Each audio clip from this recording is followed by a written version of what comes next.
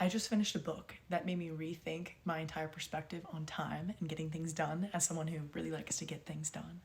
And what that was is that they used an example of how there was this teacher, right? And this teacher has this entire jar, this big jar, and has outside of the jar big rocks, gravel, and sand.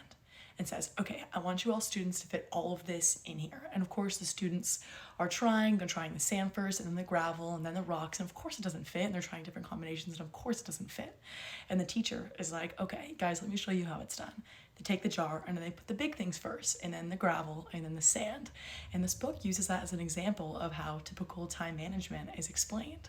The teacher uses that as a way to say, okay, well, got you. You know, you have to start with the big things and then the little things, and then you see where the super small things fit in your life when it comes to time.